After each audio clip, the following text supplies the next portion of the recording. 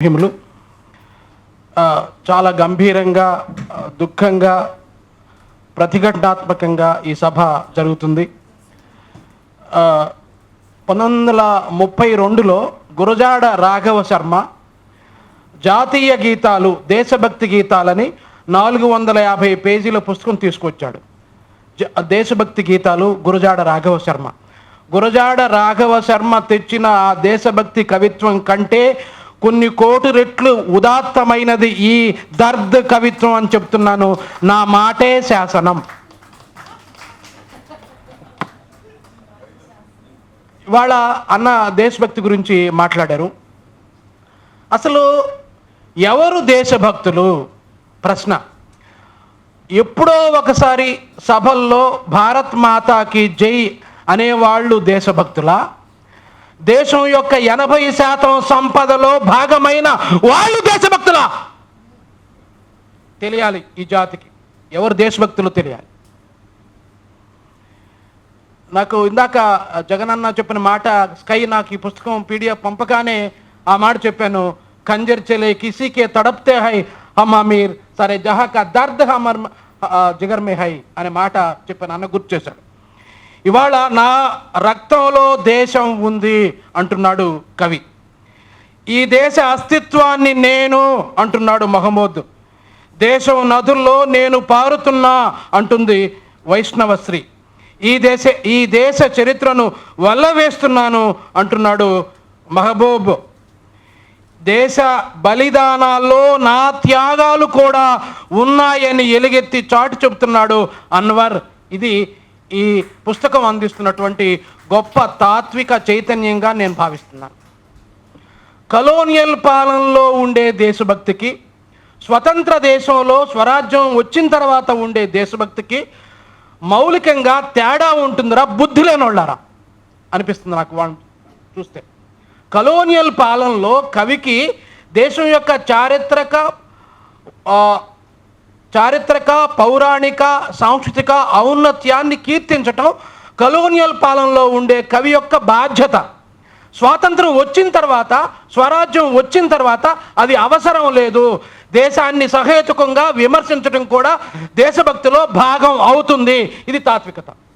ఉమర్ అలీ షా అనే కవి 1935లో దేశ మాతను కీర్తించినప్పుడు అది దేశభక్తే. స్కై బాబా అనే కవి దేశాన్ని సహేతుకంగా విమర్శించినప్పుడు అది కూడా దేశభక్తే. చాలా కీలకం ఇది.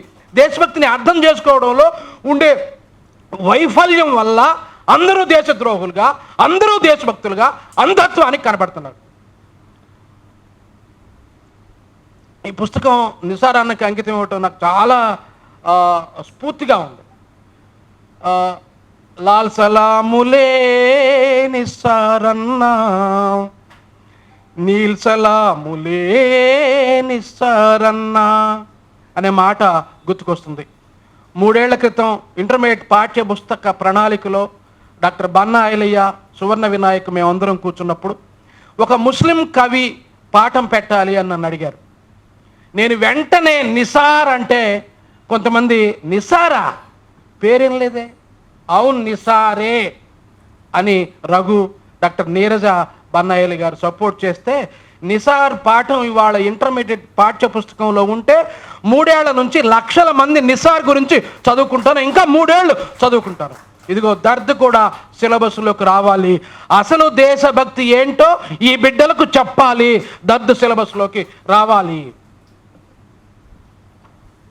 జాషువా సగరమాంధాత్రాది షట్చక్రవర్తుల అంకసీమల నిలిపినట్టి సాధ్వి బుద్ధాది ముని జనంబుల తపంబున మోద బాష్పములు విడిచిన గేస్తురాలు అని చెప్పాడు.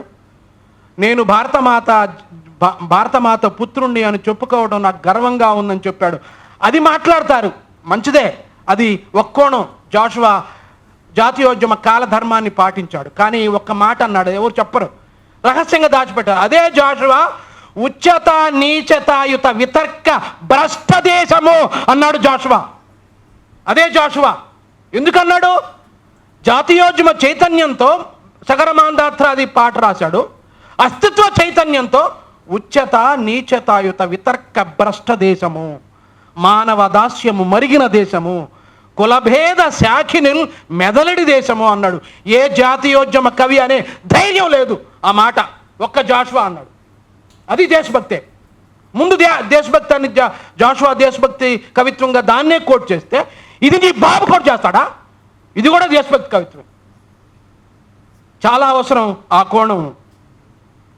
వాళ్ళ నాకు దీంట్లో కవితలు చదివిన తర్వాత బాబాసాహెబ్ అంబేద్కర్ ఫారసీ హోటల్లో ఉంటే దొంగ పేరు రాయించుకొని కులం పేరు చెబితే మహర్ అని చెబితే అక్కడ లాడ్జిలో ప్లేస్ ఇవ్వరని, చోటు ఇవ్వరని, అక్కడ పారసీ పేరు వేరే మతం వస్తుందని చెప్పుకుంటే ఎవరో నిజమైన వాళ్ళు వచ్చి ఇతను కాదంటే అప్పటికప్పుడు లాడ్జి నుంచి వెళ్ళగొడతారు. అప్పుడు ఆయన బరోడా మహారాష్ట్రలో ఉద్యోగి.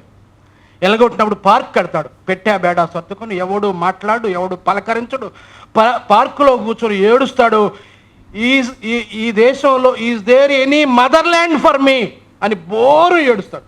అసలు నాకు ఈ దేశంలో నాకు అసలు స్వతంత్ర దేశం ఉందా, నాకు అసలు భారతదేశం ఉందా అని పార్కులో ఏడుస్తాడు. ఆ ఏడుపు ఇదిగో ఈ దర్ద్ సంకలనంలో 27 మంది ముస్లిములు ఆ ఏడుపును రికార్డ్ చేశారు. ఇందాక మా సోదరు చెప్పింది నస్రీన్ ఖాన్, అంత బాధే. ఒక్క అభ్యర్థి కూడా లేదు, బాధే. కానీ నాకు ఒక గొప్ప ఆనందం ఉంది. 27 మంది అభ్యర్థులు ఉన్నారు ఇదే ఇక్కడ ఈ పుస్తకంలో. అనధికార శాసనకర్తలు, కవులు, acknowledge legislators of the society అని చెప్పాడు ఆల్రెడీ. వీళ్ళే legislators. Unacknowledged poets are the unacknowledged legislators of the society. ఇదిగో ఈ 27 మంది ప్రజా కవన ప్రతినిధులు ఉన్నారు. వాళ్ళు 27 నక్షత్రాలు, 27 కవన నక్షత్రాలు. వాళ్ళు ప్రత్యామ్నాయ దేశభక్తి కాంతిలో ఈ దేశాన్ని పునీతం చేస్తున్నారు ఈ పుస్తకం ద్వారా. కుసుమ ధర్మన్న 1936 విజయనగరం ఉపన్యాసంలో ఒక మాట చెప్పాడు.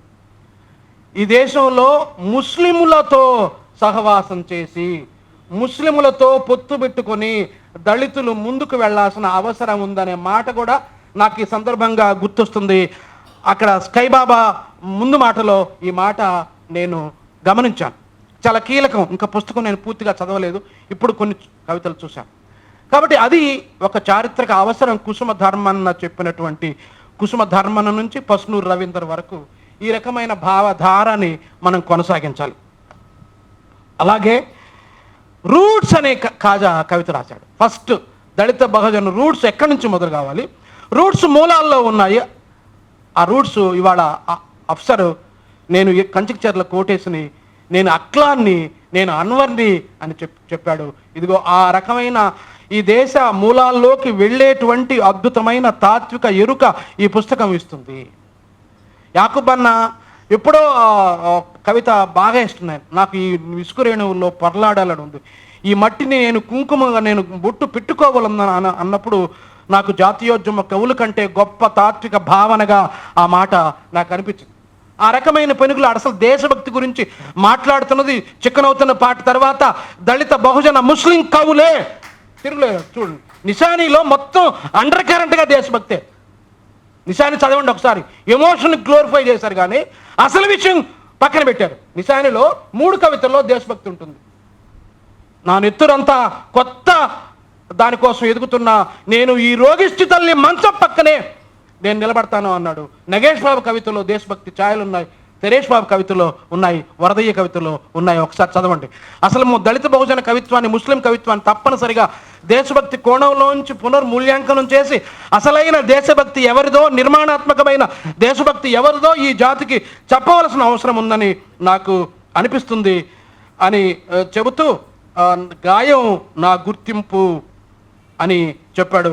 అసహనాన్ని, మౌనాన్ని బద్దలు చేసేటువంటి ఈ దర్దను నేను గుండెలకు హత్తుకుంటూ, నాకు ఈ అవకాశం ఇచ్చిన స్కై నిన్న ఫోన్ నువ్వు తప్పనిసరిగా రా మాట్లాడాలన్నాడు. స్కైకి, మిత్రులందరికీ థ్యాంక్ యూ. జై భీమ్.